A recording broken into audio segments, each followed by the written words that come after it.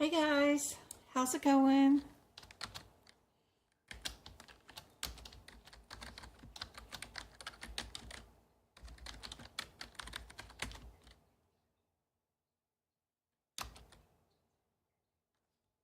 How's everybody doing?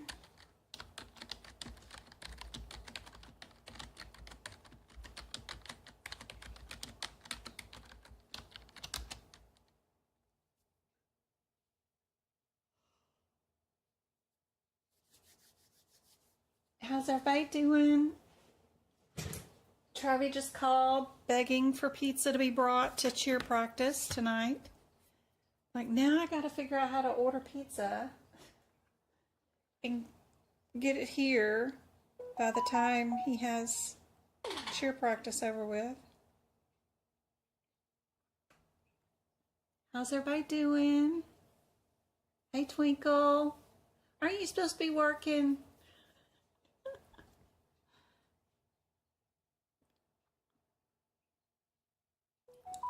Missed y'all too. Hey Sylvester, how's it going? Me too, I'm freezing too, but you know, what's the temperature here in Arizona today?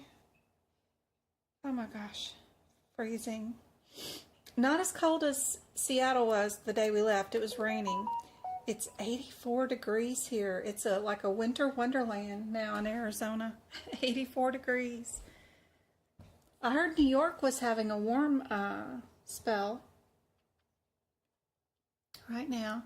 I'm so glad. I'm glad to be back too, although I'm exhausted.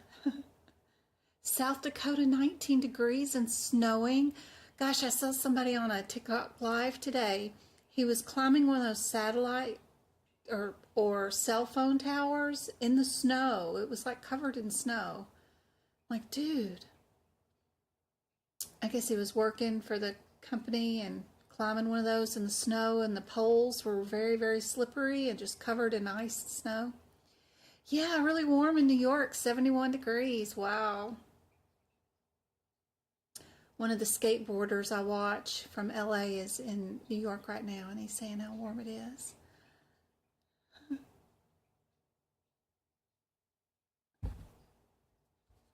So this is what I'm working on right now. Let's see. Yep. I don't know if y'all can see. I'm using my son's little camera thingy. But dang it, I'm working on the 2024. I got a couple of them in already.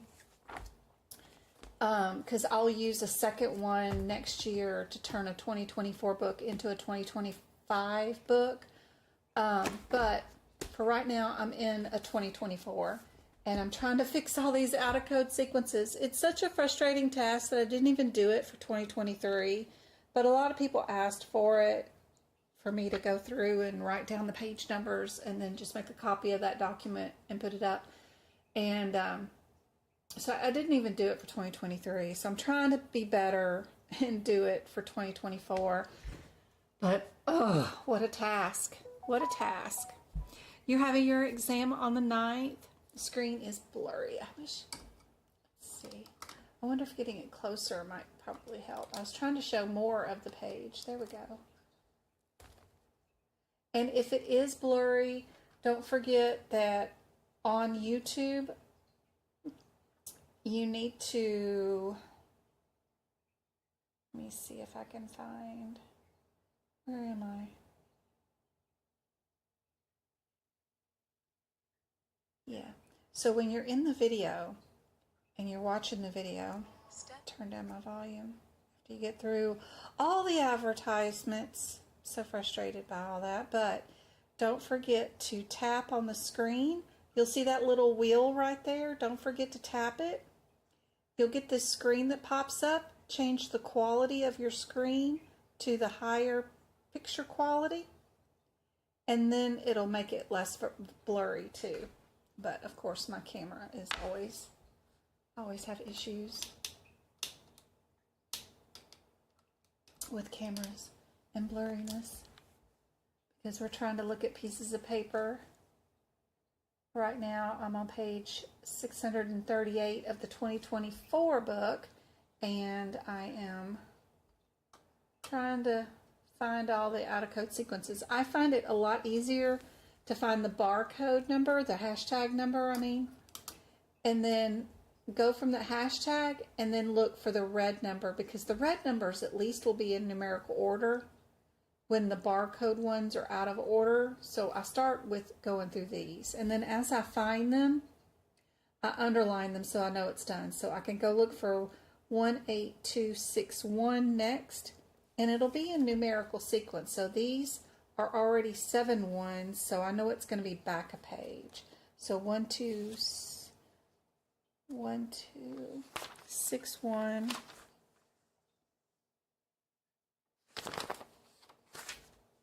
Nope, it's down here.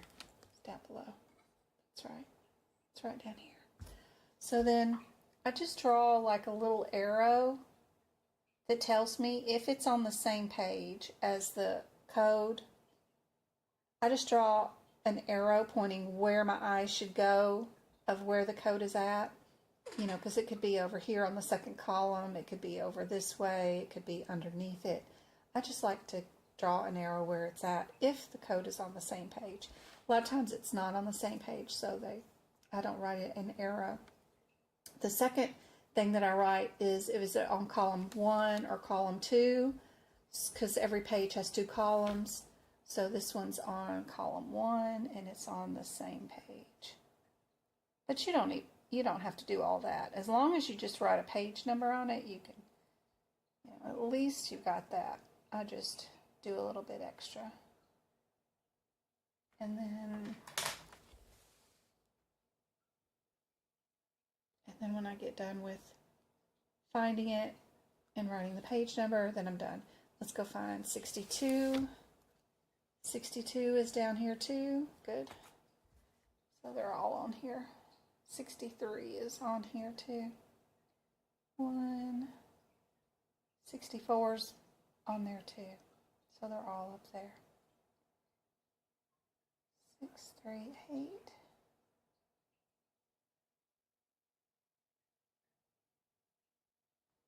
And just wrote those page numbers there, and then I'll just underline these. All the years previous, I've never used a straightener to straighten my lines. This year I wanted to try using a straightener because I need that space underneath it to write down the descriptor differences between all these codes. And if I use my hands shake so much because getting older, I can't do a straight line anymore. So this year I'm trying to use a straightener. But I still mess up and get it all wonky. You can tell when I don't use a straightener and when I do use a straightener. It just looks a little better anyway. So I'm trying. And then this is 78, so I know it's going to be past. So 78's across the hall over here. So it's on the same page, but we're going to be pointing in that direction. And we're going to put that on page 1, 638. I have a bunch of E&M questions for tonight. ICD codes, that kind of stuff. I don't know why I drew the number, the arrow there. I'm always doing. I can't do this and talk about other things at the same time. So just make a ton of mistakes. But I wanted to show y'all a couple of them. The arrow actually goes on the one with the red right there. But that's what I'm sitting here doing. Almost done. If I can get through Lab and Path, then I just have to do medicine and then take pictures and get it posted. So almost done. I didn't take the books with me to Seattle. I'm still using the big intensive, even though the book pages seem to be back to the better quality that they were before. I haven't gone back to the Bics. I'm still using these. And I'm still using these I got from Amazon because during Amazon Prime days, there was 100 of them, and they were 0.4, and there's 100 of them in one box. So I bought these. Can I help you? Hi. Going live. You know what to do. Get your chores done. Get your shower, okay? And so it was a pretty good price. I think it was like $8 or $9 for 100 of them, which is really good deal. So I got 2 boxes of them and still using them. So look for Prime Days deals on 100. Just the 0.4 is always really nice because I can write really small and be able to get enough info on the page so that your notes end up looking like, you know, you gotta have a lot of room. Somebody was asking a bunch of questions about the 90, 91, and 92 on Facebook today, and they were fussing about no parentheticals to give them direction. Well, the parentheticals are kind of up above them. They're not below them. And then this table also helps you out. But anyway, that's why I was at this page today, was taking pictures. The interesting thing about these codes was that this is for a single level. So you can't, times this one really because it's single level. So it only does that one level. So if you're going to do a second level, it actually has a code for it. So you don't, sorry about that being blurry. You don't have to use a modifier to say there's a second level. It's just the next code. That's the 91 code. It's not showing up. And then the other one is the 92 code, which is for the third and any additional level. There we go. So each level has its own specific code on those. And even if you have 4 or 5 or 6 levels, it's still only those 3 codes, because this will do any additional level.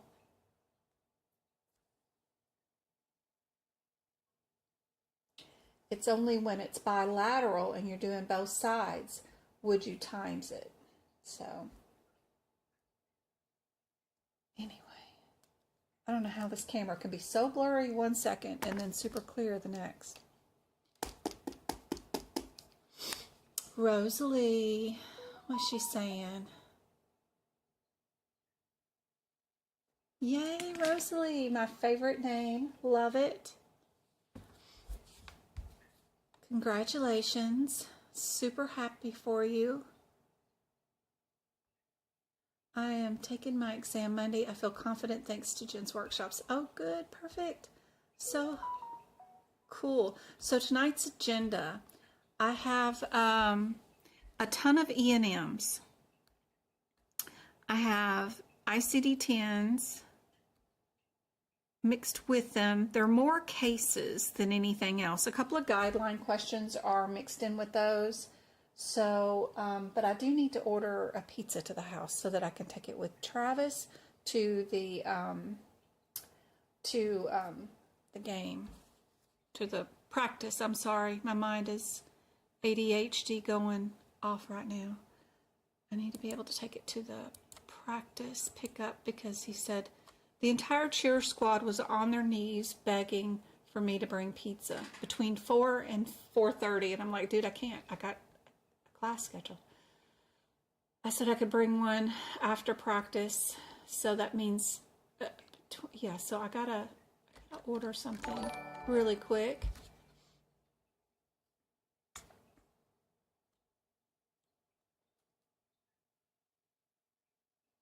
But let me get rid of this camera for real quick and give y'all the very first question for y'all to be looking at while I'm sitting here ordering Domino's to the house so that they can bring it to me and then I can take it to the boys' practice when I pick him up. Where is my... This one. This is the one we're doing tonight. So we've got 2 questions. It's whether we're going to be doing a nurse visit or any of these established. We probably won't get MDM or time with these since they're cases. And then it's going to ask us about diagnosis codes. Let me turn off my alerts here really quick. And by the way, let's send out some gift memberships. I have not seen you guys. I miss you guys so much.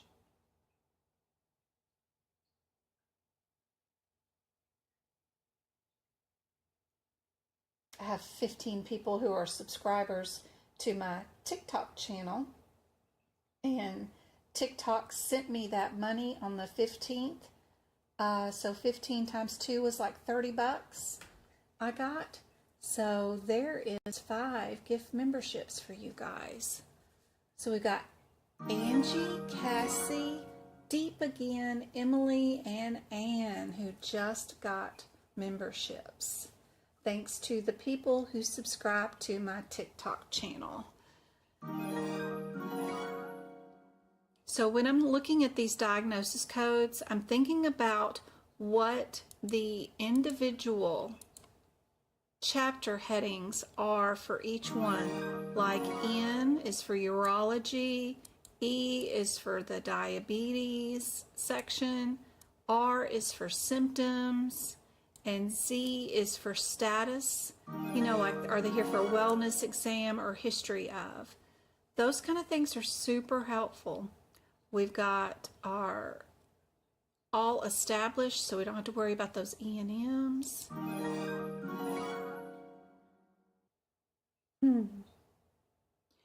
And, oh yay, Blondie. I don't know if you're the same Blondie, but I hope you got your CPT book. Here is the first part of the question while I go to Domino's real quick and start this order. I know y'all aren't supposed to read the questions first, but let's go down to the last sentence of this case and make sure we know what we're coding for and who we're coding for. It's several pages long. Several. Let's just make sure. With this one, it's kind of interesting because with this one, we get the billing notes with it to see how the actual company billed this visit. They billed it with a 99213. It's our job to see if we think that they did a good job. Would this be a 99213? And they have 5 different plans here for this female. DD has become a member. Yay, Congrats DD. Everyone on the memberships. Congratulations. I hope those videos help out a whole bunch. All those old workshops, all the old duck classes, all my book prep videos are all included in any membership that you get on my YouTube channel. So I hope all that is super helpful. I am going to Domino's for just a second to do this order. I'm sorry, guys. Juggling job, family, and you guys is always a struggle, but I love it all no matter what. I just feel bad for you guys having to wait here. Oh, I got 40 points. And I only need 20 more points to get a free pizza. All right, let's see.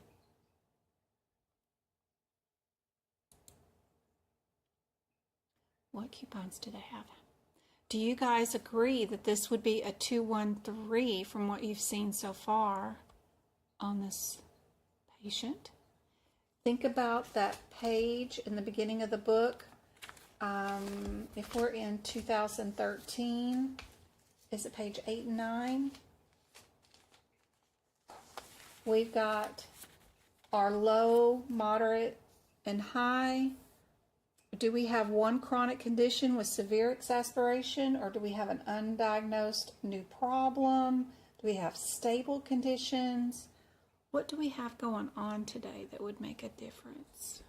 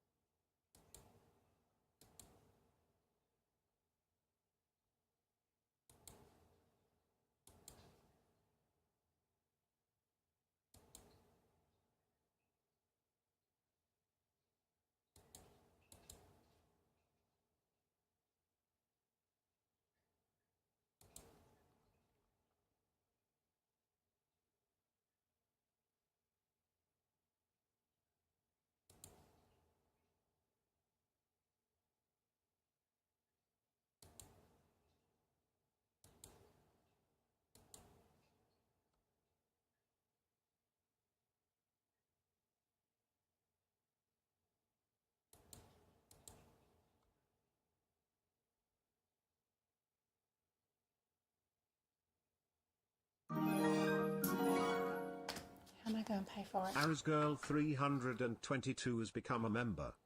Let's see. What did you guys come up with as far as the diagnosis code? Where's our assessment?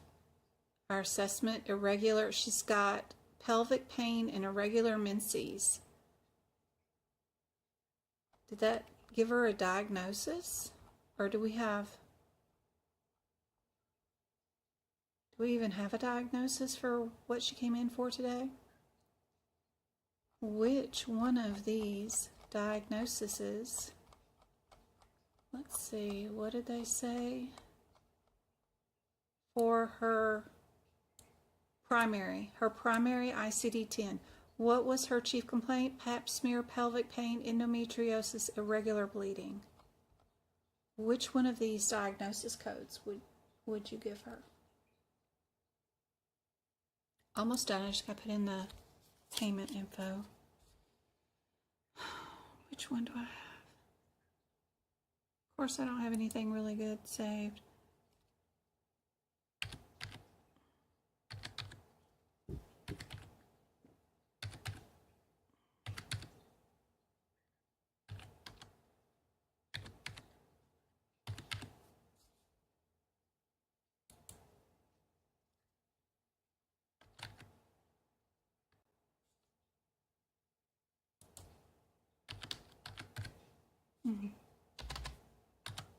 Nope.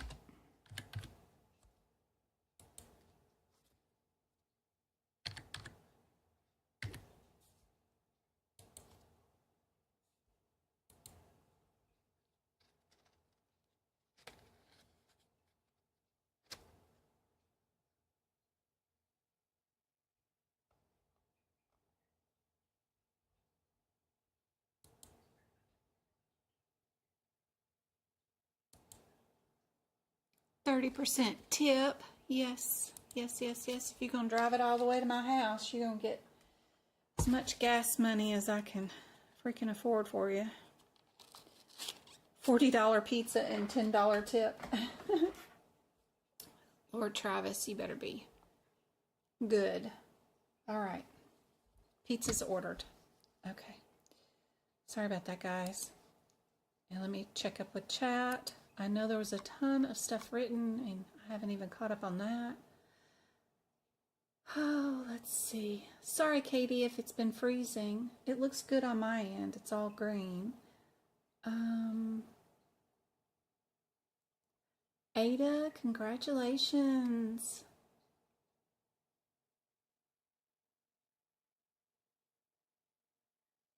Katie's exam is in 9 days. Katie, have I seen your name before? Is this a second attempt or something? I hope for the best. Jessica, you take yours on the second. Stress is for real. Don't stress. Don't stress. You've got me on your shoulder. Deep has already passed too. I know. I keep thinking that she has. Yeah, I got the 2024 books. I'm excited. Your exam is on Monday, Elsie. Awesome, awesome, awesome. Great for you for your past my exam Monday. That's right, Rosalie. She's awesome. Dee Dee, I passed. Thank you for the best news on your birthday. Aw, that's awesome. What is that, like 3 passes today? Every time I come on, there's like 3 more people that passed. I know that AAPC has had a 10% raise in their pass rate since I've been teaching, and I don't know, that's just from the online exams in themselves since they introduced them, but I don't know how well or how much they've increased their in-person exam rates are. They don't share that information, how many people buy exams and how many people pass. But I did get a snippet from them that since they've introduced the online exams, which did not happen until I started teaching, that they've had an increase of 10%. And I don't know if that's from me or I can hope anyway. I can hope.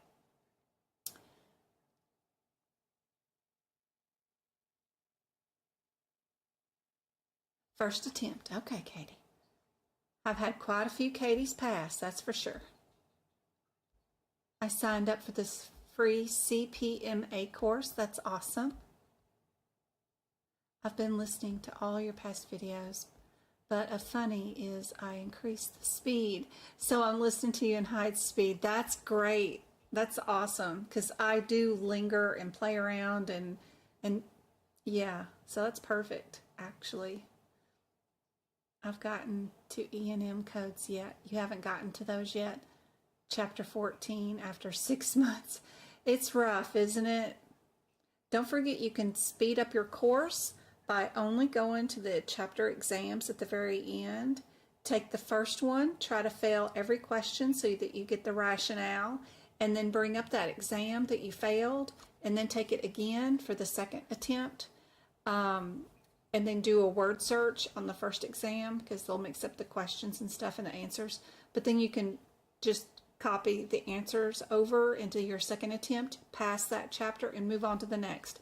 The main thing that you need out of those courses is all those practice exam questions. Those are what are super helpful with the rationale that you can move to your CPT and ICD-10 books.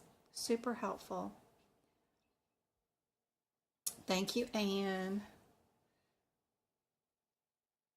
Where is the free CPMA course? It was a course that was provided a couple of weeks ago for free. I don't think that promotion is still going, but if you purchased a $500 exam attempt and they gave you 2 attempts, then you would get the course for free. And I think it's a small course. It's only got 10 chapters in it. It's not like the COC or the CPMA or the CPC course. It's a shorter course, but it does come with the study guide in electronic format, though. But I don't think that promotion is still available.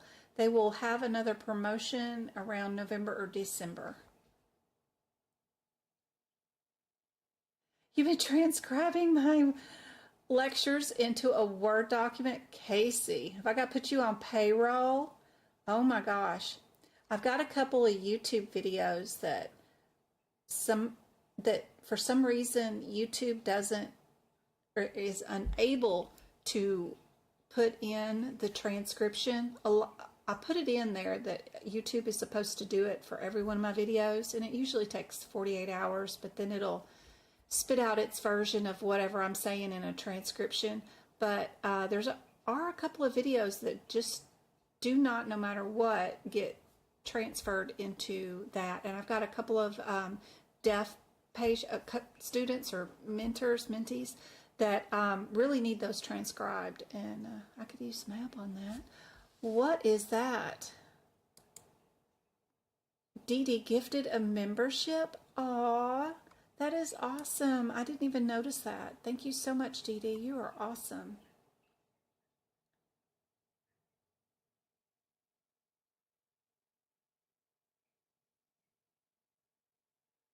You did it in person. AMCI had a beginner's coding course for free, and it was pretty great too. Just the basics on how to understand the books. That's awesome, because a lot of people don't forget that even in the front of this book, that's the wrong camera, this one, don't forget to read about the book. I know this is silly, but even in the front of this CPT book and the ICD-10 book, they do have a basics instructions on how to use the CPT book. This is really cool and important. If you read this whole page, it tells you about the differences between the mama and the child codes and how the book is set up. Don't forget, both books have this very, very basic introduction. They could go further in depth on this, I think, and make it even better, but that's a cool thing to even have that. I do have notes for CPMA, but are they finished yet? That's a good question. What I started doing for CPMA, oh, here we go. I forgot I turned off the camera. I started out for CPMA, because I have the course also, was going through and writing in my CPT book in these front pages that don't mean anything. All that history of all the different acronyms that they use, like ORT for the Operation Restore Trust that was enacted in 1995. The Enhance the Quality of Care. There's 3 agencies, CMS, OIG, and AOA. I just started. I haven't finished with my notes. I have a bad habit of starting these project ideas and then never finishing them, because I get pulled into a different direction. I did the examples of the differences between fraud and abuse. That's big on the exam. The different federal agencies and which goes first and then which would go next. I just don't have it all finished yet, but yeah, I'm working on it. And all the different types of audits, the retrospective, external, just baseline audits, a ton of notes, but I'm still, deciding what kind of format do I want it in, and seeing what I like. But yeah, I do have notes for CPMA. When I took the certification exam, there was things that I missed that probably should have had some notes on. The JC standards, Medicare state or federal. Does Medicare, they had a question on there about, is Medicare a state or a federal program, or both? Government payers, and then they called some things straightforward, automated, complex, detailed, and pattern audits. RACs was an acronym that they used, and a CPT assist. They're always talking about those. Let's see if I can find it. Of course, when I want to look for one, the CPT Assistant, the fall magazines that are at the bottom with those green alerts, they're they allude to those, but we don't have access to those, which is interesting for the exam. Let's see, some other things that they, for the CPMA, I don't have these notes finished either, but I was working on building some in the back of the book for the FCA, the DOJ, anything like that that's in the course that you need to know how much the fine would be if it was a certain fine. You can use this space in the back of the book for the notes to write some examples for that kind of stuff. The anti-kickback laws and the Stark laws, what's the differences and what happens. I did 2 different columns for the 2 differences. Be sure and have that for your exam.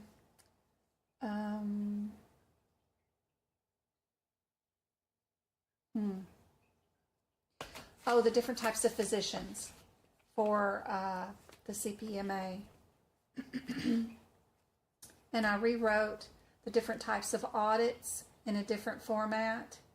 I'm still working on that to see how I can write it into a easier format. And then RADV and CRC. You need to know a little bit about RADV and CRC for those. Retro audits versus regular audits. You know, that's just after the claim is already finished. And certain guidelines, like if you have AIDS with shortness of breath, it's a new symptom, what goes first, what goes second, those kind of things. Diabetes, a diabetic ulcer with type 2 diabetes, what do they come in for today? It was the ulcer, so L goes first, and then diabetes goes second. Those kind of strategies about what goes first, what goes second. Just some examples of how you would code certain things. Probably should be in the ICD-10 book, but since I was already writing stuff for CPMA, I wrote it back here. But that's a quick overview of CPMA. Let's see what our answers are for our very first question while I check on the pizza. How long is it? Yeah. Oh yeah, it's still baking. Okay. This one.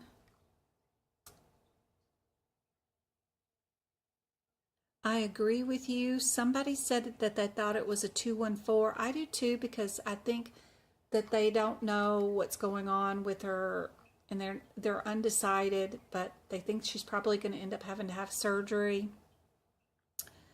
So which diagnosis code did you guys think that she should have first? Would it be her symptoms, a status, her diabetes that she has, or whatever N92 is? Did you guys decide on that? I don't know why chat disappears. 10% increase. You think it's a lot to do with me? A lot of people are scared to take the online exam, so I wonder, you know, that's just the increase that they had on since they've had the online exam. But I found that online exam was easier, except for it was super stressful to get the exam started. It will start late. It will not be on time. You will be frazzled to death by the time you eventually get to turn on your exam and open your books and start with the very first question. Just the act of getting logged on, talking to your proctor, getting the camera set up, getting your view of your room, going through your books. It is not an easy process at all.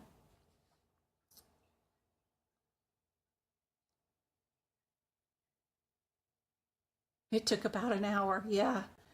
And then all of a sudden you find out, okay, they haven't recorded any of this. And then they don't start recording your exam, and time doesn't really start ticking until they start another section, I don't know, right before your exam. It's crazy. It is very stressful.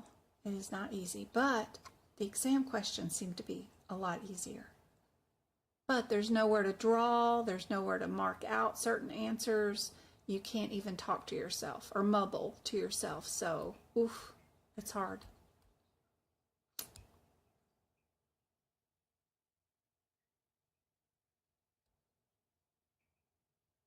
Yeah, E&M is always on CPC, of course, for sure. And you do need to know how to code without MDM and time and figure out which type of visit this would have been. This is a 214. It is because she does have an undiagnosed new problem with uncertain prognosis. You need to be able to match that with what's going on inside your, and be able to utilize that chart. Let's see if it's on the same page as last year. This is the 2024 CPT book. It is, sort of. It's on page 9 and 10 for this year. You need to be able to understand that this undiagnosed new problem of uncertain prognosis was what they were describing in that clinical note that was on our practice exam question, and that is always a moderate, which is associated with our 99214 or our 99204 for your CPC, for sure. For our diagnosis, we are going to be doing our N92.1.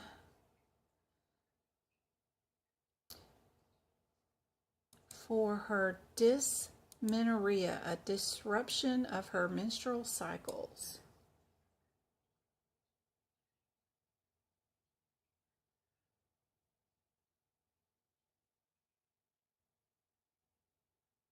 Are you allowed to Google medical terms while doing your exam online? No, but you are allowed to leave your computer, go to the bathroom, come back, and restart your exam. You will have to do another 360 view of your room. Your proctor will have to be notified ahead of time before you go to the bathroom. And then when you come back, they'll want a 360, and then they'll open up the exam again. Now, what goes on inside your bathroom better not be heard Googling or anything, but, you know, they can't control what's going on inside the parlor room or the powder room. But you can't bring back any pieces of paper or any notes or any cell phone.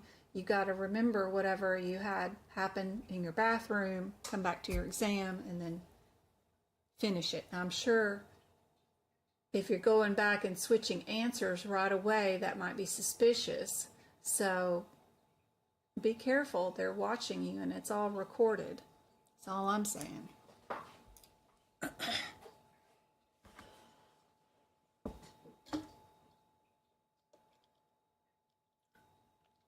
All right. This next question is we need to figure out what level visit we're doing, probably based off without MDM and without time. And then they want to know, would we do a nurse visit for the return blood pressure visit? So we have a patient with cold and cough. I'm going to scoochie down to the bottom of it to make sure. This one is asking us, letting us know that they did a 99214 for this particular office visit is what they did bill. And our plan for this patient is to start an antiviral for 5 days, some promethazine, and some over-the-counter meds. They did a rapid flu in the office. So we have a 72-year-old who comes in for cough, congestion, runny nose, and fever. What level visit would you consider this one?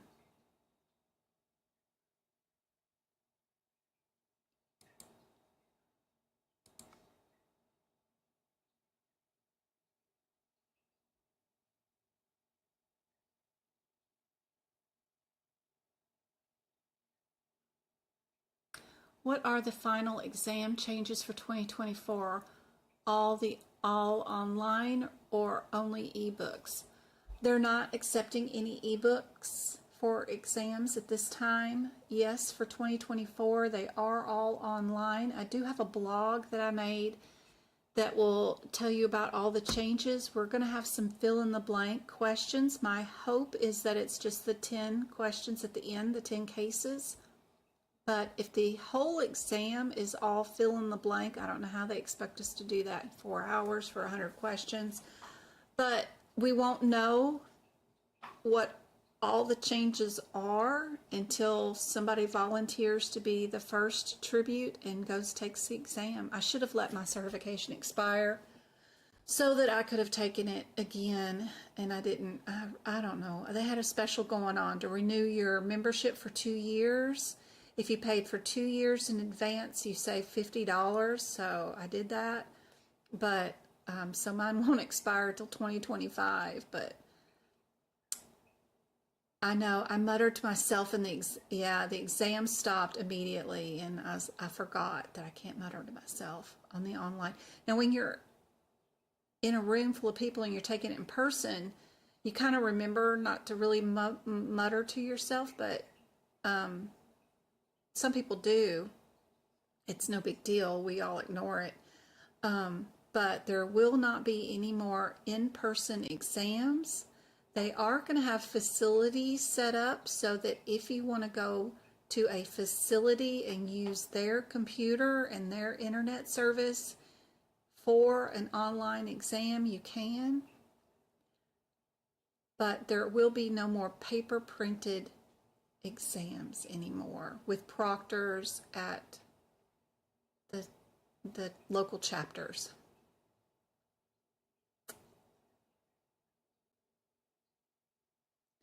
I'm debating on whether I need another certification before I get hired because no one wants a CPCA.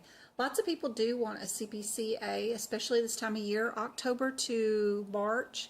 A lot of health plans are hiring because we need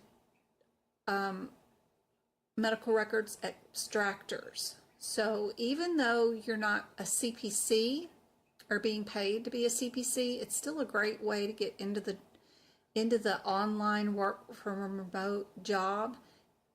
And then knowing that you have the CPC will get your foot in the door faster too. Be sure and look for medical records abstractor. HEDIS measures, HEDIS. Those types of jobs are readily available right now. People are hiring remote. They'll send you computer software, log on, train you, and they need every single chart audited, looking for pap smears, mammograms, those kind of things that are missing. Hold on just a second. Yes. I'll go ride. I'm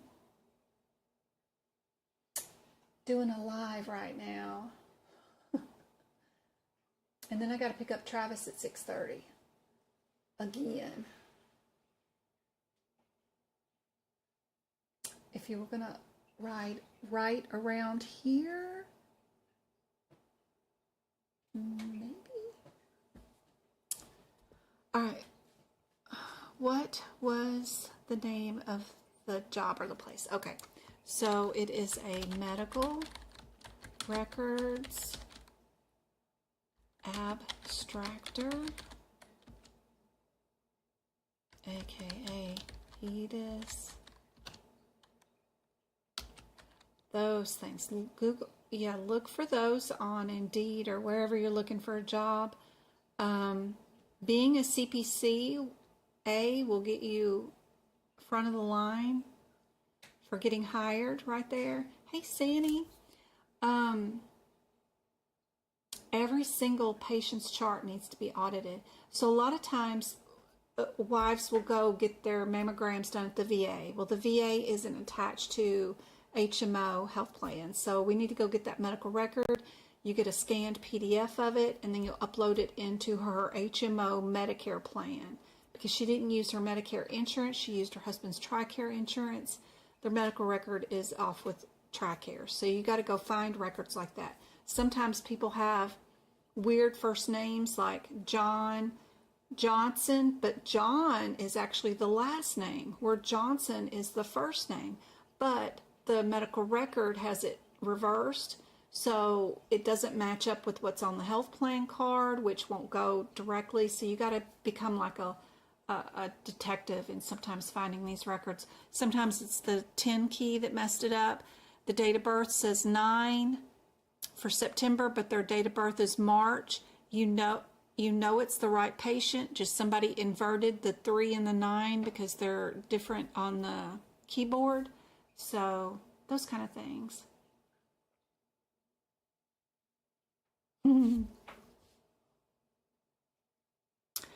If I take the exam in November, is it going to be with the new codes? Nope.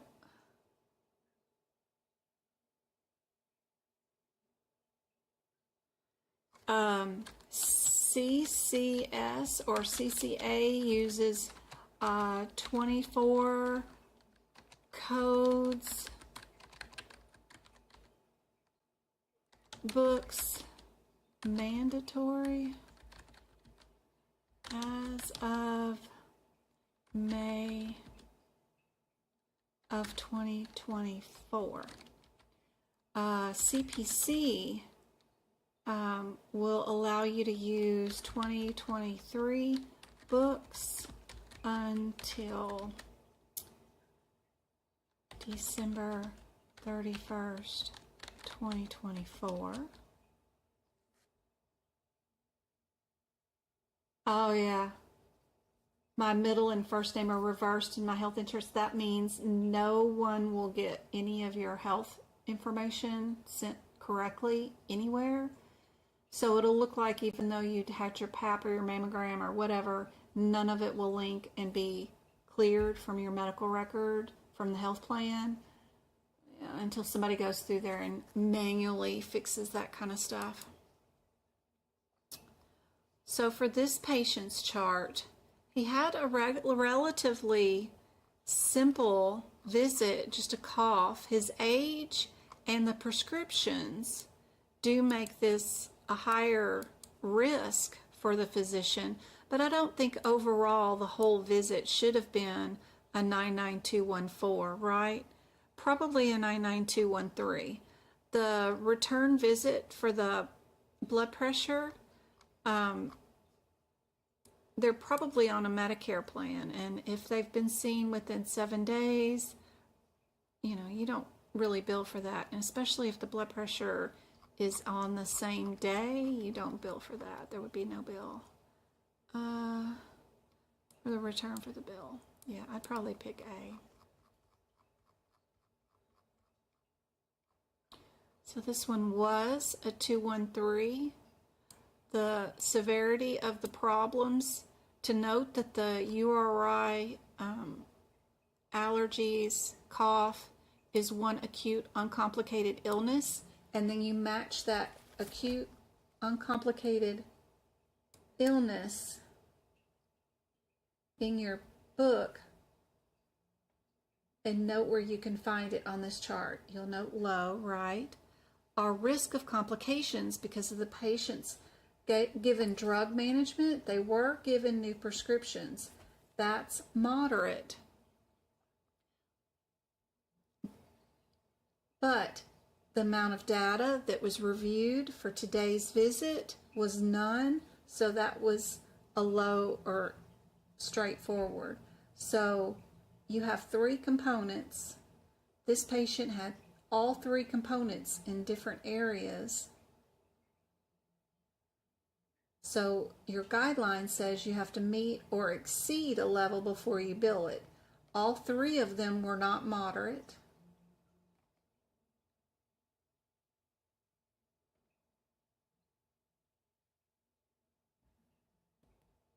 That's why they billed the low.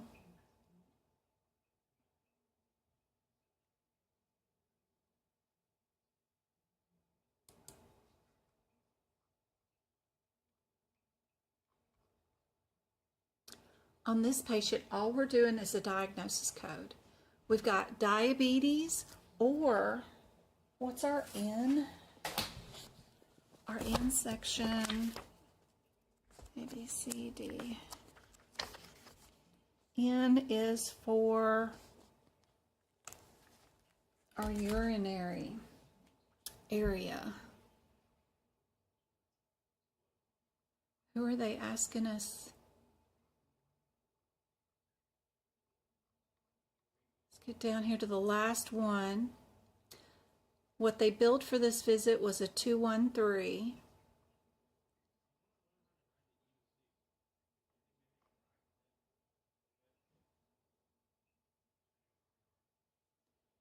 Assessment is for minute. She's got abnormal periods too. So what she's being seen for definitely isn't anything in the E's like diabetes. So it has to be an N9 or an N8. So we can go to our headers. I'm in the 2024 book, so your books may look a little different. But if we go to N9s or the N8s, what have we got? I'm already making notes in the 2024 book. N8 is for endometriosis. Our N9s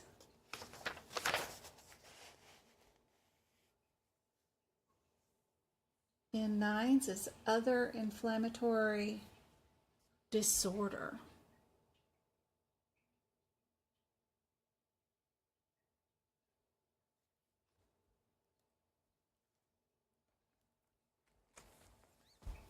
Our N92 is excessive, frequent, or irregular menstruation. Our N80 is the endometriosis. What do you guys think?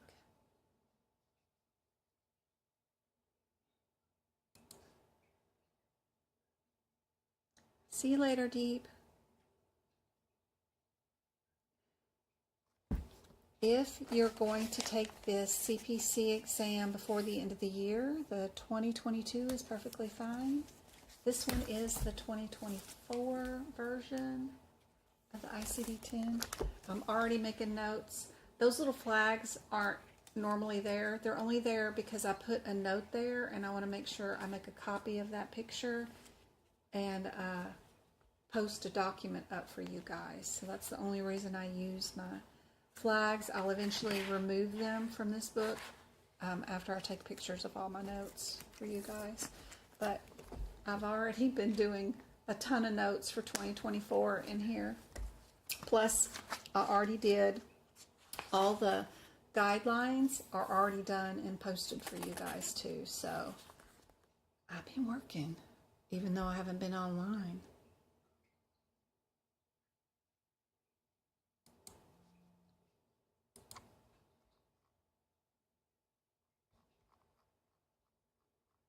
Yep, you're correct with the N90. Perfect.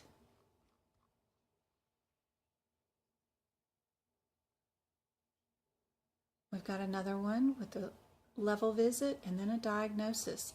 Are we in the B's? B's are blood disorder, right? Is that right? Infectious or parasitic diseases, sorry.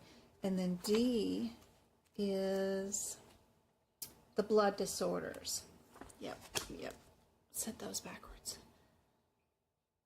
So are we in the blood disorder or not? Here's our assessments.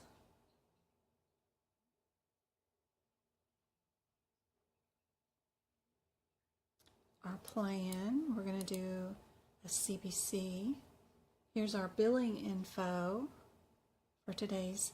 They gave her a 99215. Unless she's being admitted for emergent surgery right now, that's pretty high. They've got an inherited disorder, a metabolic disorder, and come back in 2 weeks.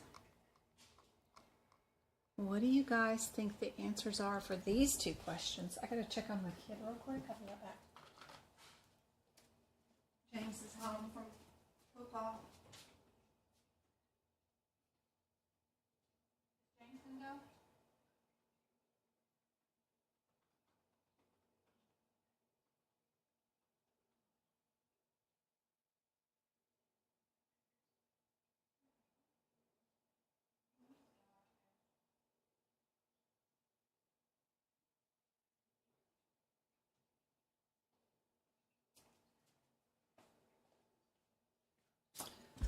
All right. What do you guys think?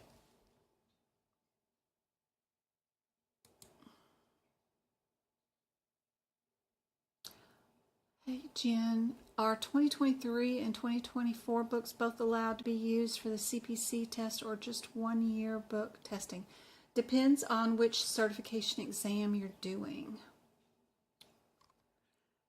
So what level visit would you bill, Stacy, since this one does not meet the level for 215? Which level would you bill?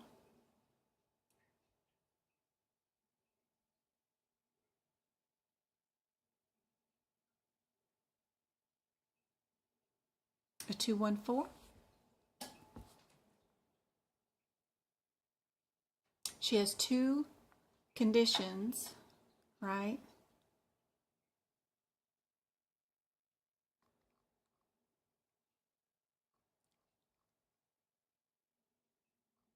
All right, let's check.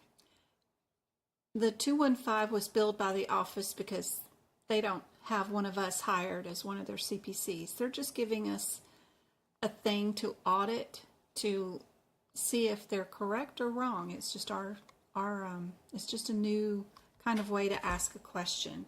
Is okay, well, what if the office billed this? Is this correct?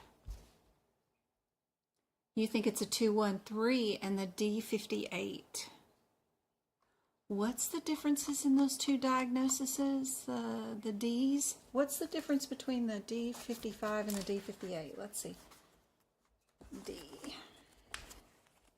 Since y'all are liking the Ds. D. D55 is anemia. D58. Doesn't she have inherited something? D58 is other inheritatory whatever anemias. Isn't all her stuff inherited?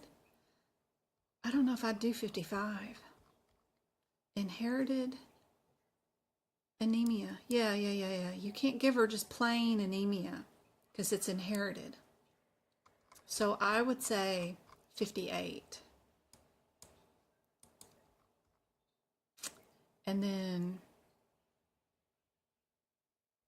she might be a 214. What all did the doctor look over? We got increased risk because of her anemia stuff. Transfusions are pretty crazy if she has to have one of those. The reviewed blood work and ammonia level.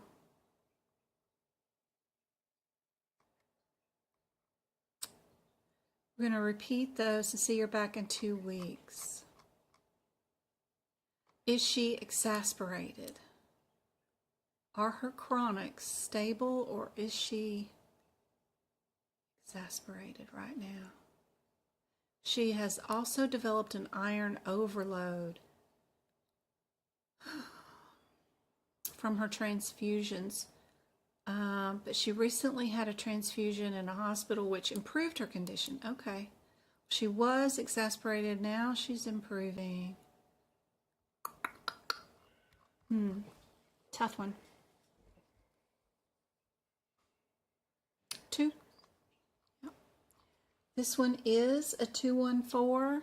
They're saying for moderate because she has 2 stable chronic conditions. Yep, that's what I kept going towards. Limited amount of stuff. They did have 2 unique tests ordered. And then the risk is also moderate. 2 of those match. So as long as 2 of them match out of the 3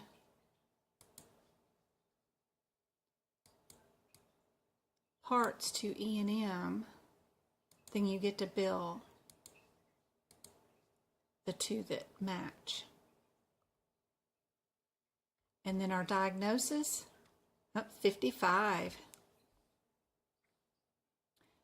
They diagnosed her with the NEC 55.8, other anemias due to enzyme disorder, not inherited. What did they do? They did the enzyme disorder over the anemia. What did she come in for today? She always has this, but it was probably because of the iron enzyme overload is what they considered was her primary. That's cool.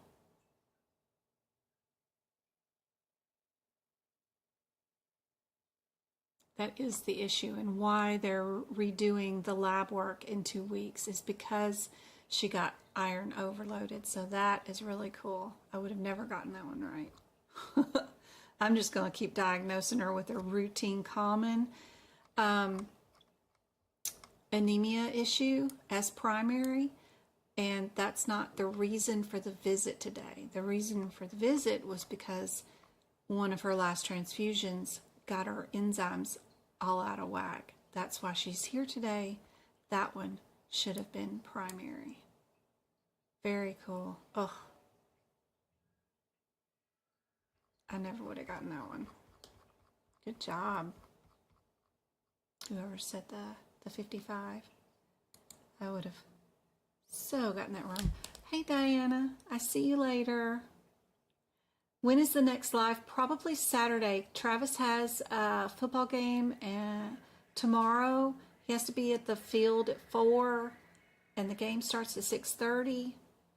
And I don't have to work tomorrow, but both the boys will be home because they don't go to school on Fridays, so it's stressful. So it'll be Saturday and Sunday. I can go live those days.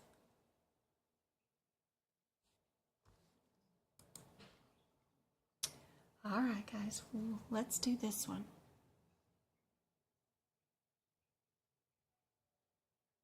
This one's just a diagnosis. Are we doing symptoms? An injury? What was B again? B is for infectious diseases, and C, is that a cancer one? Cancer. C18 is malignancy, overlapping sites.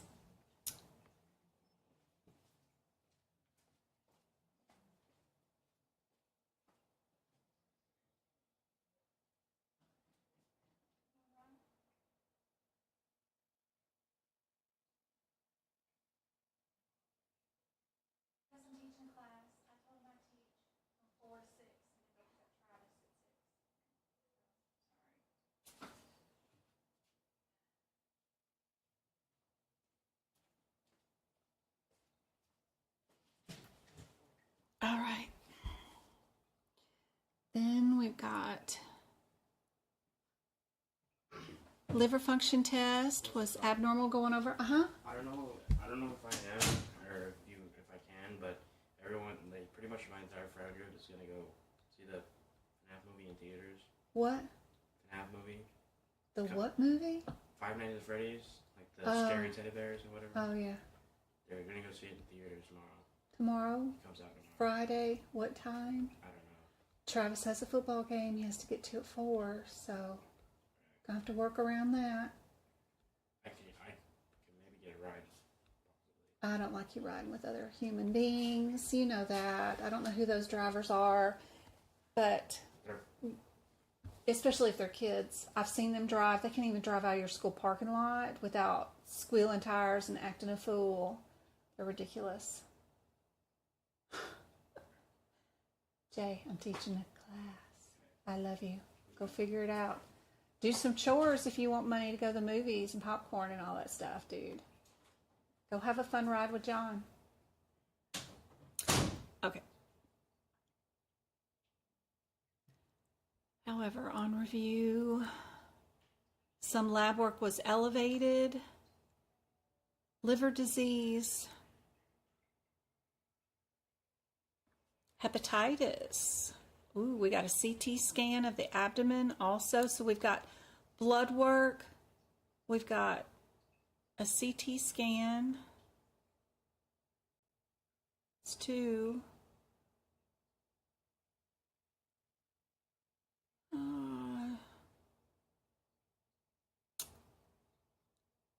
Assessment and plan carcinoma of the colon. Status post resection. Positive lymph nodes. chemotherapy. Good gracious.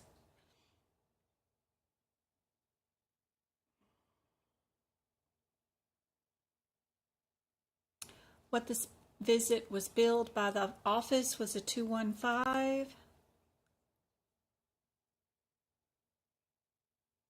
They agreed that it was overcoded. It should have been a 214.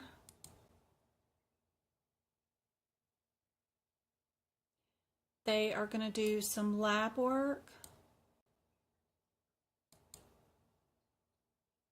Another CT scan.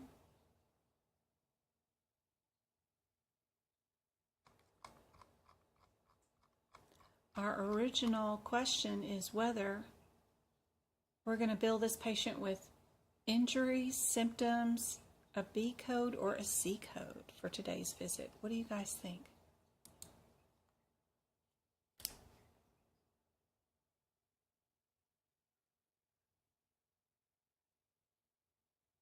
Yep, I'm not infallible.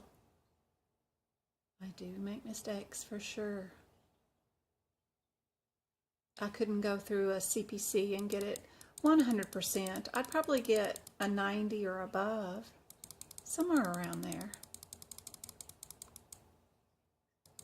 There's no way I could make 100. I was always envious of all the people in school that could walk away from exam and make a 100. I've never been able to do that. But a C code? What is our symptom code? Our R79 is what? I don't think it's an injury. R79?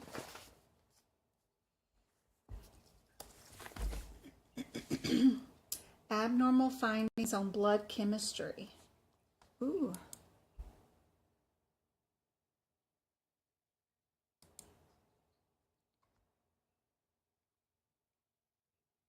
So the patient came in today.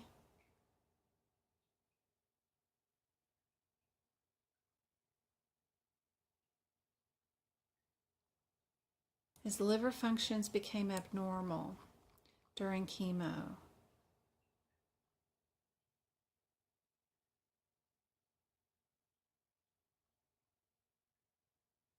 What was the intervention? Why did we order today? What we ordered was another round of blood test and another CT scan. We don't think it's because the cancer has spread. We think that the treatment that the patient's having is having an adverse effect on the patient's liver. It's not happy with the chemicals that were given the patient, the chemotherapy, to treat the colon cancer. We're making the liver very angry. What we did today was order more stuff because of those abnormal lab results. So what I would think the answer would be is this. We weren't treating the cancer today. We were discussing why the liver functions were abnormal and how often they've been within normal limits, and then versus when they had their chemotherapy treatment, when they got abnormal. And what we did today is order more blood work because of those abnormalities. We're not drawing blood work because of the cancer. Oop. My computer keeps freaking for some reason. I don't know if y'all are noticing that. What do you guys think? Anne got it right, I think.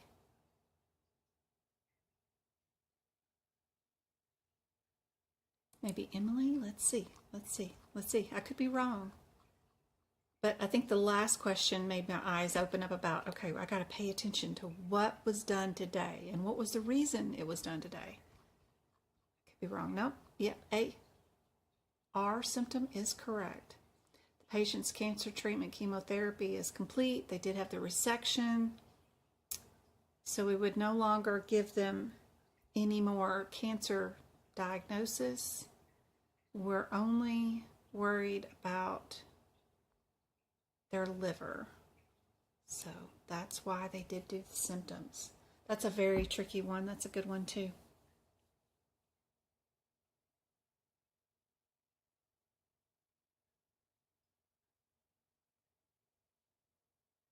All right, this one is going to let us do the office visit, E&M, and then diagnosis. Are we doing a status code or are we doing urinary, somewhere around in there, diagnosis?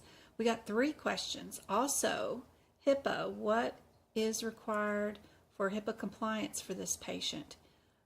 For any patient, this question is good for anybody. I've seen this question not only on CPC, but on a CPMA, a COC exam, and a CEMC course too. I've seen this question. So what is required for HIPAA compliance? If a patient wants a copy of the record, do you need the business associated agreement? Do you need the record can be given to the patient, or the names and dates must be redacted, or none of these? Anyway, let's see. We've got a patient with an issue there. And what did they bill? They billed a 214 is what they said the visit was.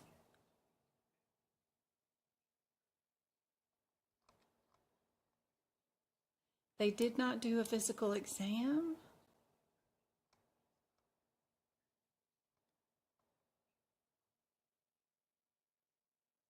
She's got an irritation.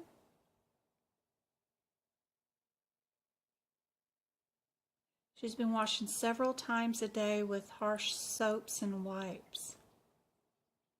They're going to tell her to stop it. Did they give her any prescriptions? Nope. They said over-the-counter stuff. So, what does she have? We look at our ICD-10 table on page 8 and 9. Does she have a medical condition? Or is it a acute illness or injury, or a self-limited minor problem?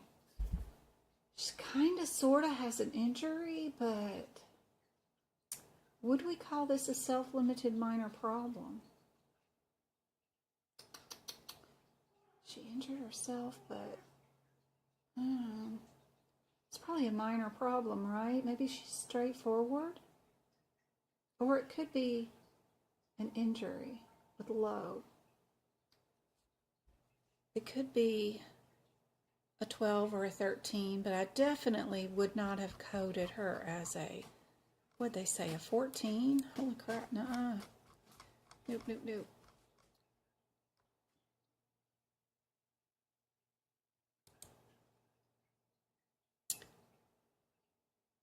Trish says 12. What's our diagnosis? Are we a 90 or a 94?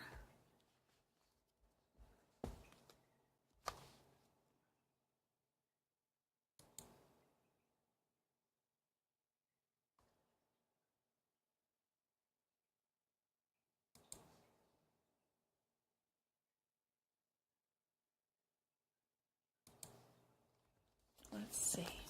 RN 90.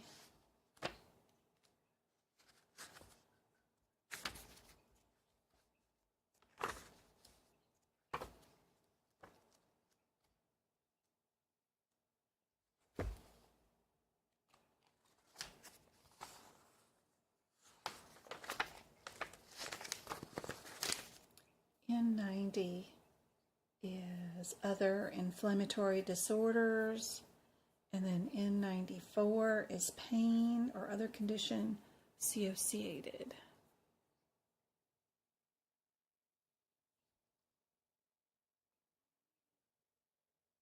And then our records, our HIPAA medical records, For a patient wanting a copy, the only reason we need the business associate agreement is when we have an auditor come into a business and need to audit those patient records, then you need a business associate agreement. So that's got nothing to do with the patient needing their records. You definitely wouldn't redact anything.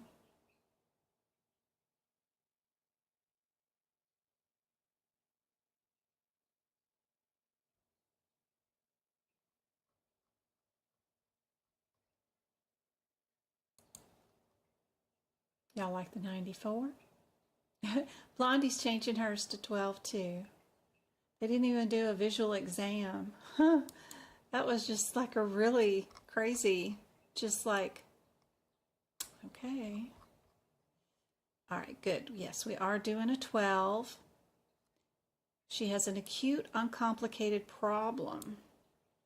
So they did do that. They didn't look at any history, and they did not look at any, they didn't even write her prescription. So, yep. And then her diagnosis was the 94. And then the medical record can be just given to the patient. There's no need for anything else for that third answer. VAB on that one. This question is a new patient, looks like, or we have a nurse visit, or cannot bill on that physician's number, whatever that means. And then this one, it says, what if the physician decides to do the ultrasound biopsy on the same day? What would we code? The first codes are all the same, so I wouldn't even worry about that. Find a drawing tool here. These are all the same. The only difference is a modifier. Oops. Would we add the 26 or the 51, or would you pick the two that don't have that modifier? And then these on the end, we have two 26s and the 51 or nothing.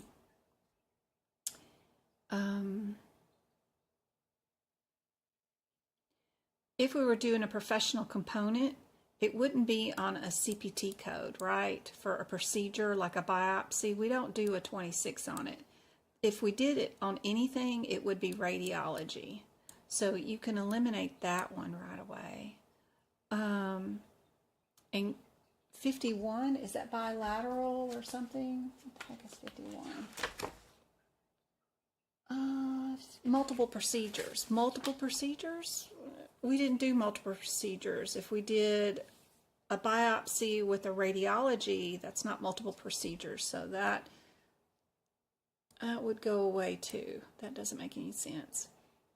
And then 51 at the end doesn't make any sense either for the 51 here.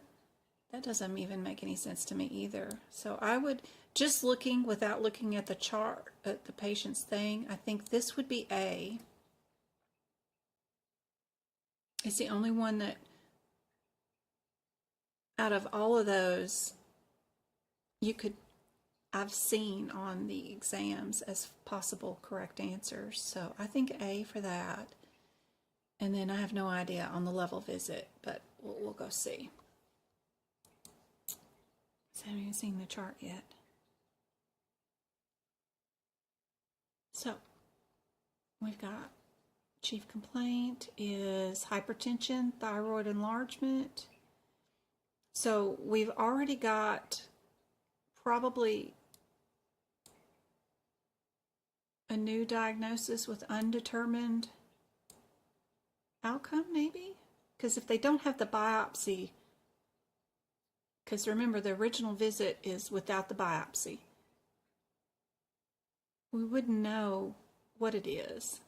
Hypertension and reflux. So we already got two chronic diseases here. What did they bill? They billed today's visit as a 202. I think she's at least a 204. I mean, she's not a 205, but we've got a condition. We don't know what the outcome is because we don't know what it is. So I think a 204.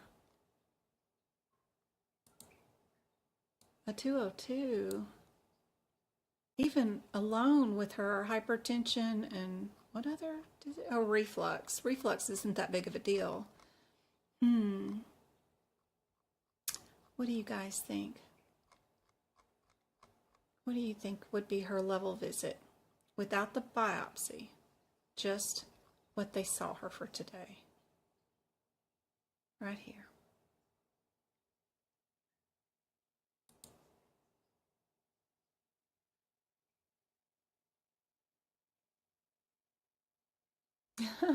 You're welcome, Fanny. I can't read and know what I read to know how to answer the question. That's my main problem, especially during exams.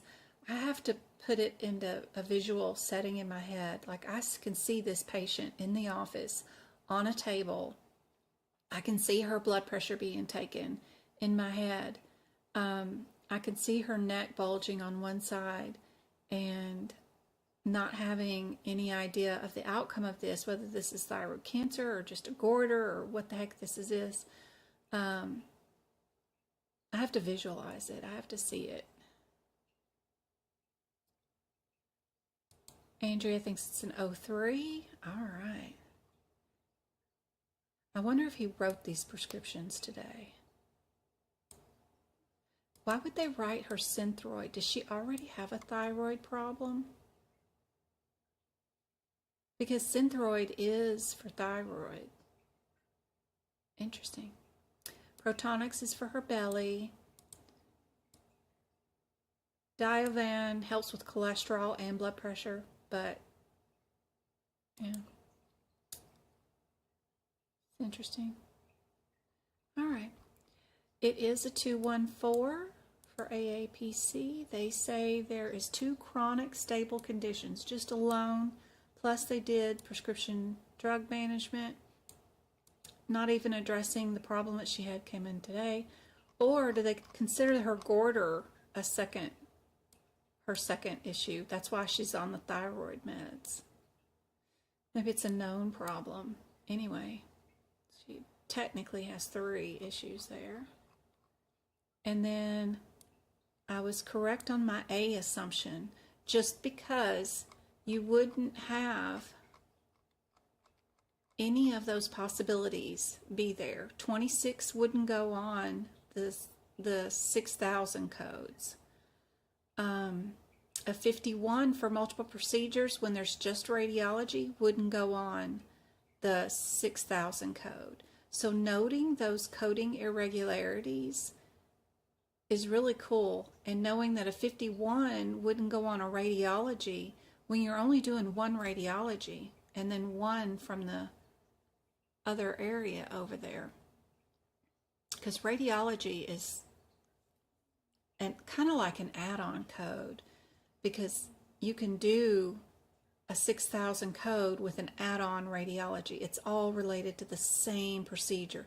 This is not 2 different procedures. Like this radiology guidance for that needle biopsy is all associated with the same procedure. It's not 2 different procedures. If we were doing a thyroid biopsy with radiology and then also doing a liver biopsy, then that would be maybe multiple procedures because it's something totally separate from the thyroid. But these are all associated with the same procedure. So knowing that those 51s go away and that you wouldn't do a 26 on that 6,000 is super helpful. The only one that looks halfway correct in a normal situation would be A.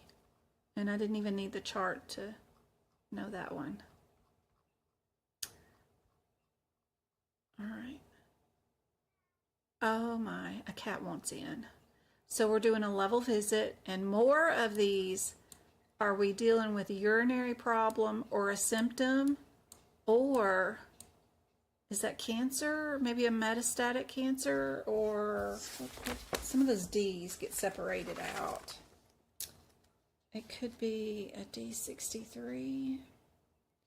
It's a blood disorder, huh? Okay, so are we dealing with a blood disorder or symptoms? There's two symptoms. So my inclination is to stick with these R's since there's two of them. But let's see. All we got is diagnoses. We've got chronic, and ulcerative.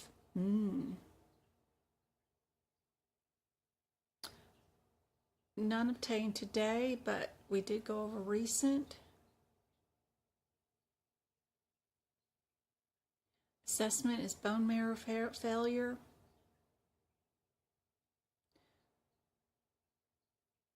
Patient's going to have some RBCs in 4 weeks. What they did bill for this patient was with a 215 for today's visit. Are they correct? Did they send the patient home?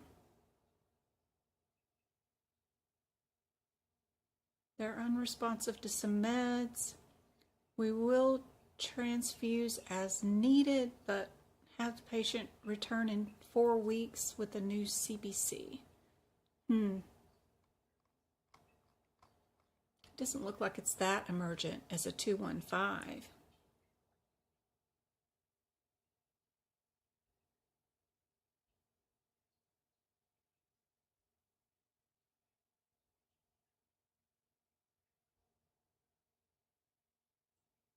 And why are we doing the blood work and return in 4 weeks? Keep that in mind for our diagnoses.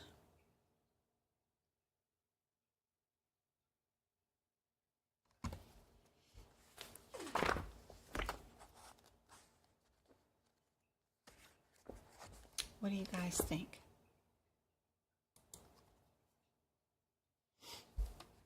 Hey, NG. How's it going? Hey, Larson. What do you guys think is the diagnosis code?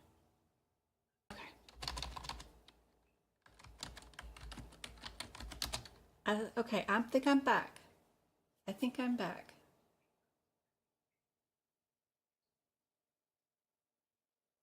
I think.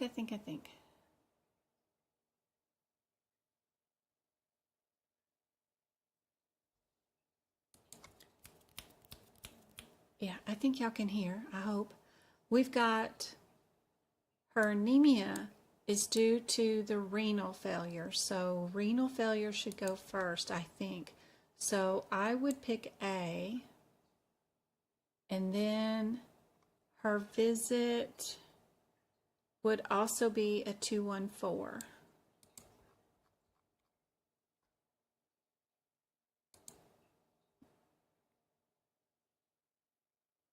Don't give up. That's right. You're going to do it. The first test, I don't even think that is like not passing. I think the first test should be taken with no worries whether you do pass or not. Just take it to know what the heck you're facing, because it's hard to explain what you're facing. No worries. Don't give up. This one is a 214 due to her chronic condition is exasperation, progression with side effects due to treatment. Side effects of treatment. I don't think we have that. Do we have that note in our CPT book? Did I say anything about that? Oh, yeah, that is in there. That is in there. Was that in last year's book? Oh, I was trying to...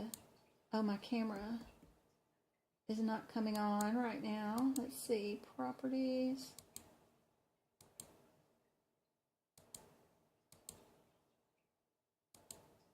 Okay. I don't know why, but the camera is not happy. Video capture. Okay. That and that. I don't know why. The video camera won't come on now, but it's probably due to my connection. But is that in the... That's gonna drive me nuts if it's not in the 2013 book. Yep, it sure is. Just not paid much attention to it. Under moderate on page 8, it does say, or side effects of treatment, right underneath the one chronic illness with mild exasperation, progression, or side effects of treatment. So that's cool. And our diagnosis is the kidney disease. That one is first. That is the correct answer.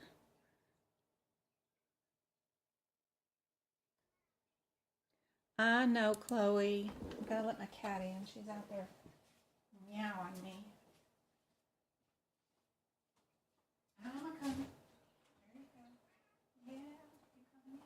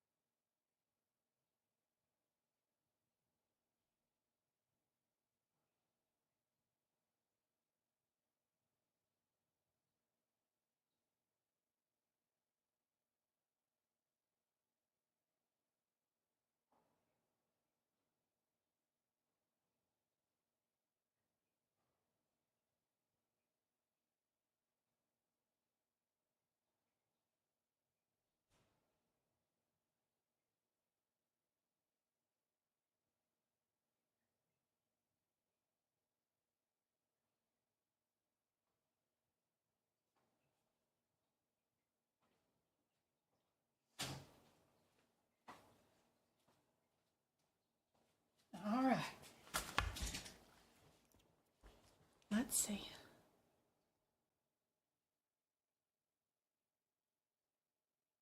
Just to see what I get. Yep, that's exactly what I did the first time. It was just to see what I could get.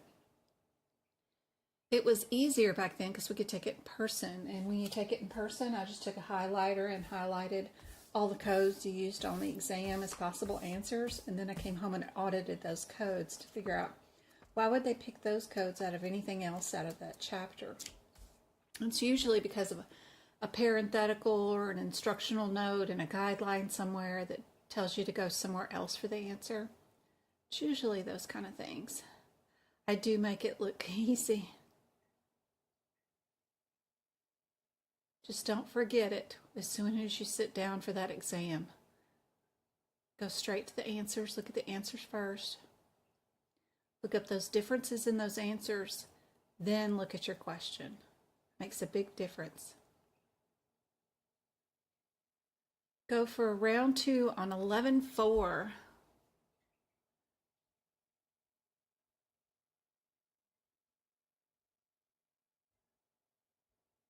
Don't forget, when you do take the exam, you do have to contact AAPC to get your breakdown so that you can see all the differences in each section of your scores. Here's our next set. Would we ever do a 24 with a 13 or a 25 with a 13? And then question 2, if we're cutting off this much here, what would be the appropriate answer? We're just doing a wart removal on a scalp. My first thought is just the very first one, because why would a wart need anesthesia and all this other mess? I don't know. That doesn't make any sense. I'd just do A for that. But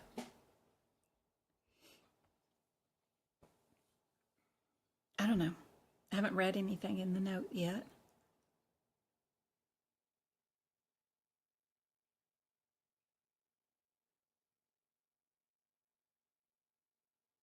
Let's see what our answer is. We got a sore throat. Also abdominal pain.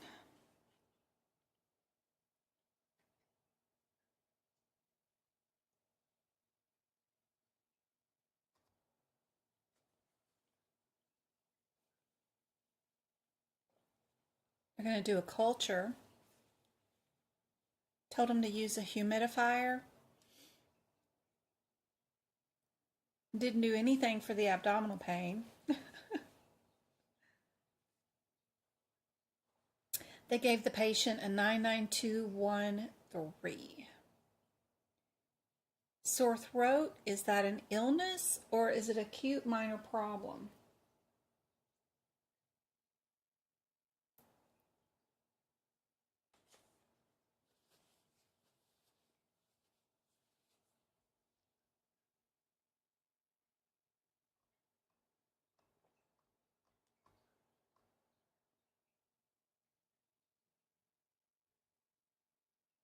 If this patient also had a removal of a wart on the same day, what would be the appropriate E&M?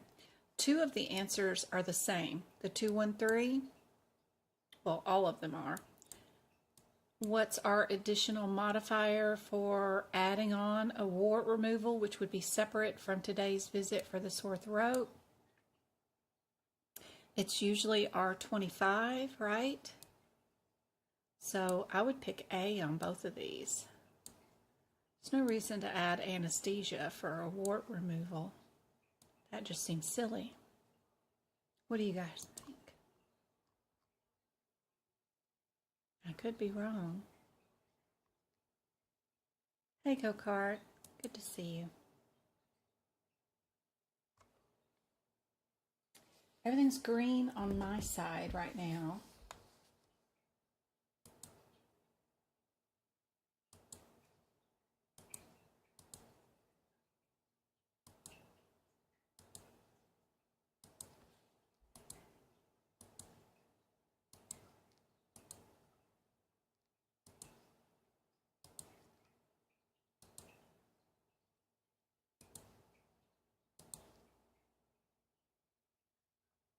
Yes, AA for both. Let's see. We did do it. Yep, AA for both. Don't forget, you'll have a couple of questions that when you look at them, you can just look at the answers and know right away what the answer is if you use a little bit of, I don't know, it's just a wart. Have you ever seen anybody have to go under anesthesia for a wart, you know? Think about those kind of things. Don't assume that you have to pick something with anesthesia just because 3 of the answers have anesthesia there. You don't need to look up all those codes. I didn't even look up any CPT codes at all, and I figured out the answer. Didn't even open up the E&M book part for the office visit.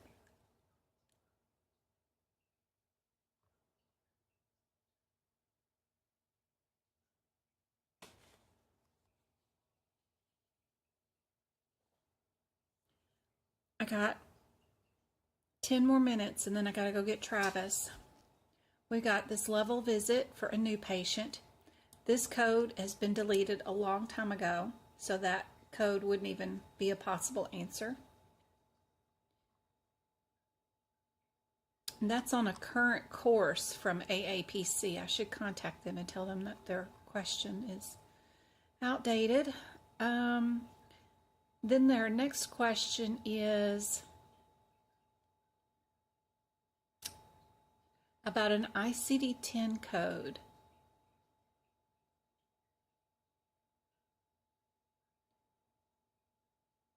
Something about medical necessity.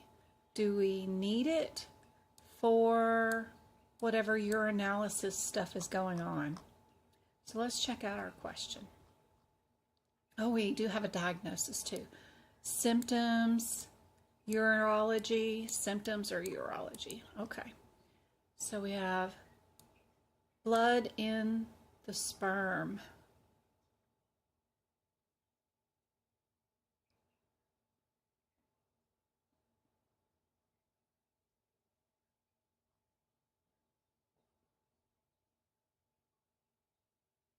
It's all skin and bones.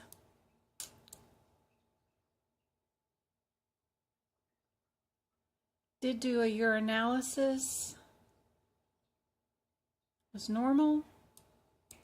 We're going to treat him with some antibiotics. We'll repeat a PSA, blood work. And if it's still elevated, we'll do a prostate biopsy. Billing wise, the doctor billed a $245 consultation for this one for the Medicare patient. But as you know, we can't use consultations for Medicare. So that would have been kicked out.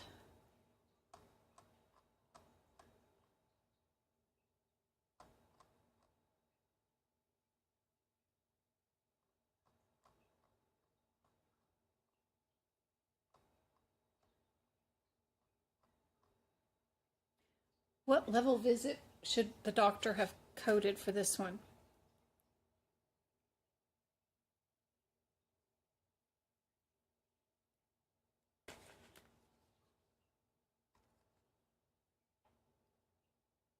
I don't know if it's a minor problem, but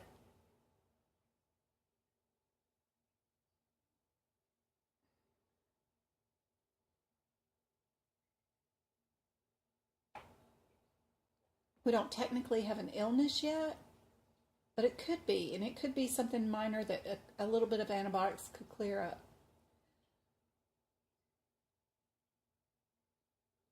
But I don't think it's so severe that it's an undiagnosed problem with uncertain prognosis yet.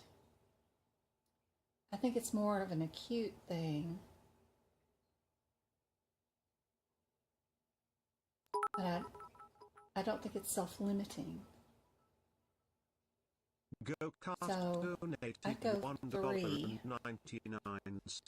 through And then- Super Chat. Whatever this is.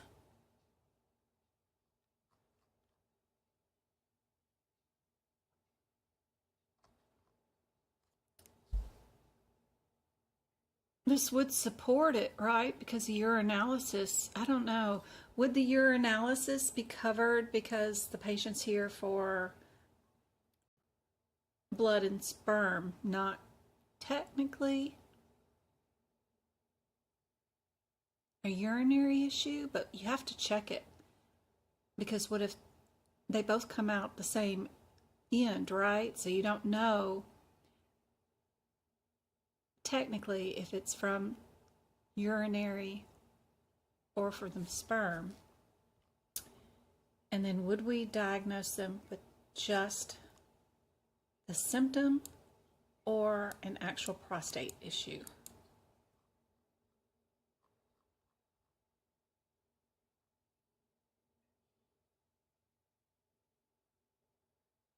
All right, what do you guys think about the diagnosis?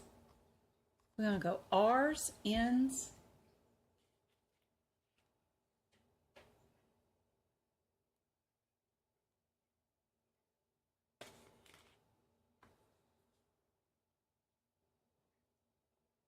I agree, Trish. Good job. I think that's good. Let's see what they said on the answers.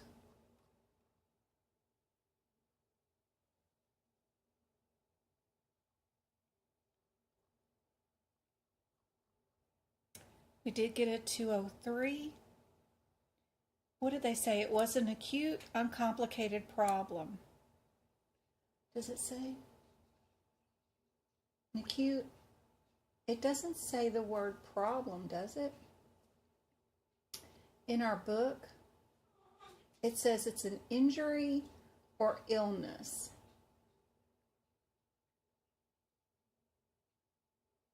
Acute, uncomplicated problem. And the only thing that says problem in our little chart is minor problem under self-limited.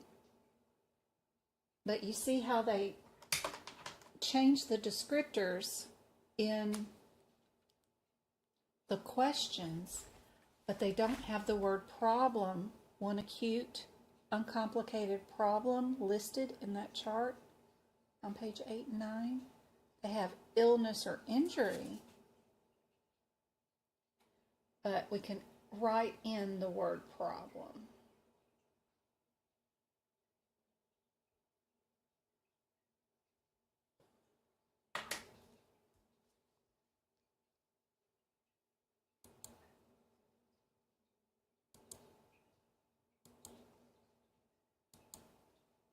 There we go.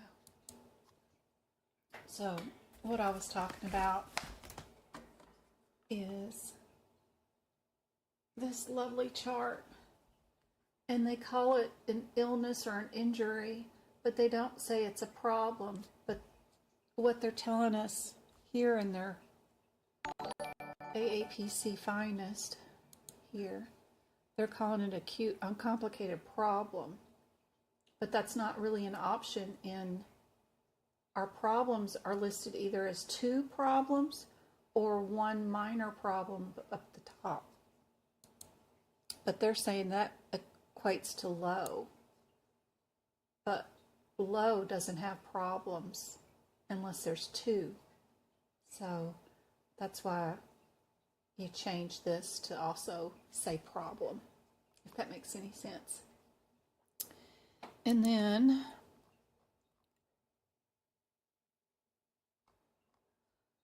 they chose D for that weird question with the ABN being signed. A and B is true. Complied with, may not be covered, and there is no diagnosis code being supported. Huh.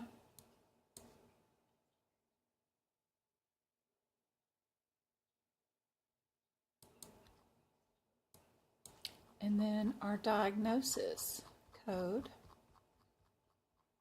for the visit is your R36. Perfect. All right, we got time for one more, and then we gotta go. Got an established patient, we got critical care, and a diagnosis. Did they have an injury?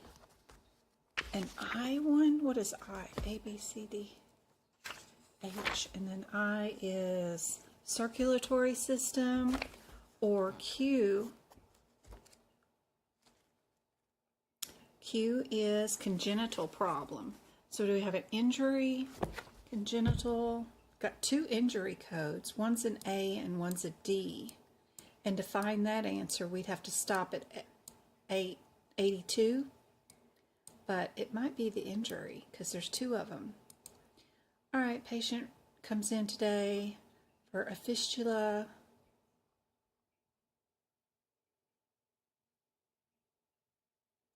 We got stenosis.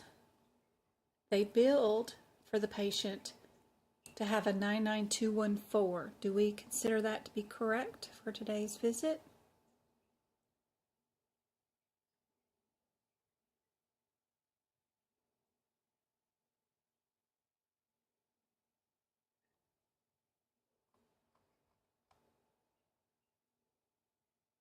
What did we order today? Assessment was fistula, stenosis, increasing pressure, so she's got an issue that's exasperated. They're going to plan to do a gram with a balloonoplasty and a stent. They're going to blow it up and prop up the walls. There's a significant risk with that. Are they taking her right now? No. So, but I would agree that that's a 214. Yep. Yep. For diagnoses, I'd go to those T82s. Oops. Sorry, y'all can't see nothing, can you? I put that camera up there. On those T's, I would go to the T82 to see what my differences are between the A and the D. T82. T82. I had to delete all the cameras and then reinstall it to get it to work. T82. D means subsequent encounter and A means initial encounter. She returns today to check on.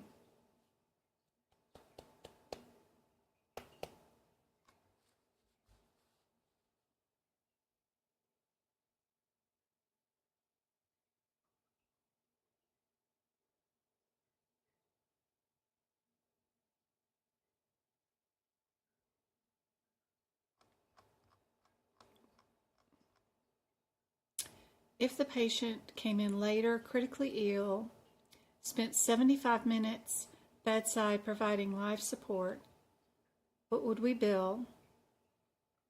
75, that's over 30 minutes, good.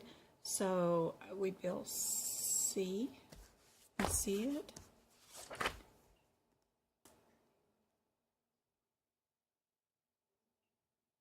Yep, C. C for that total time. Here I'd pick D.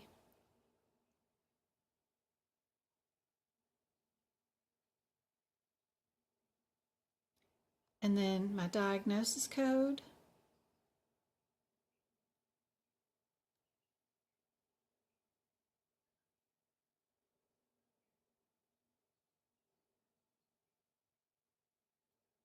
Are we going to be initial? She's a returning patient, but I don't see that they've...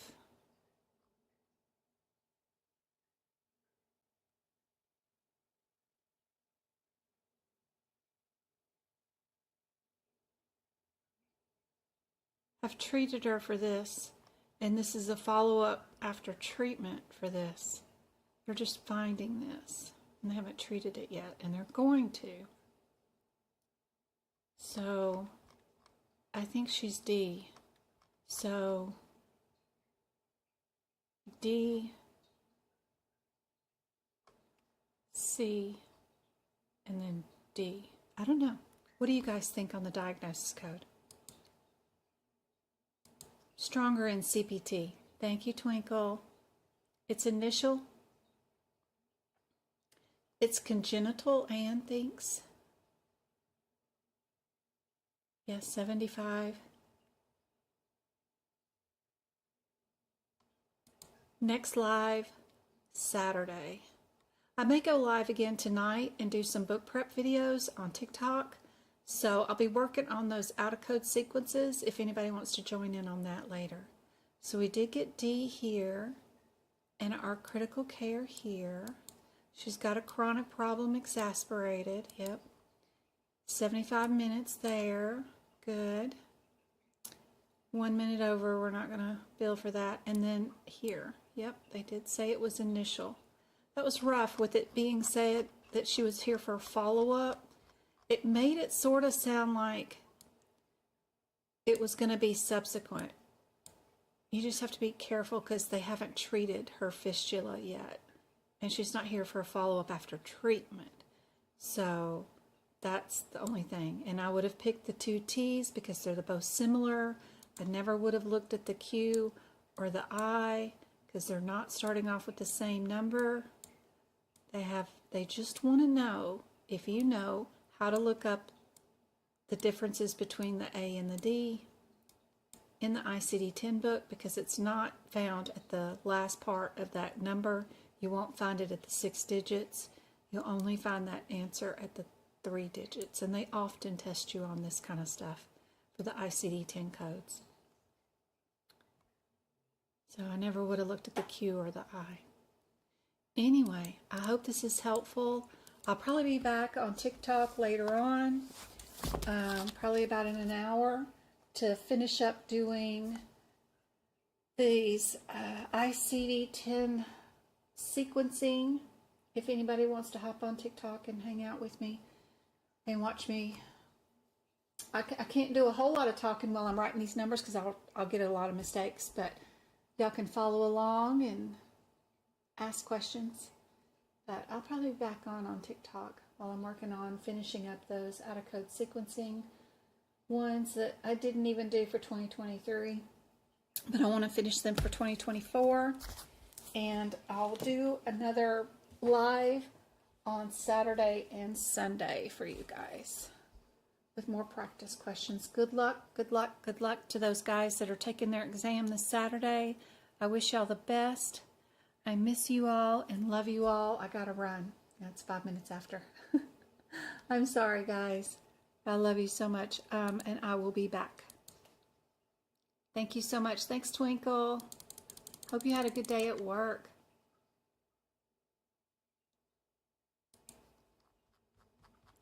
Sorry, here's their rationale again on that diagnosis.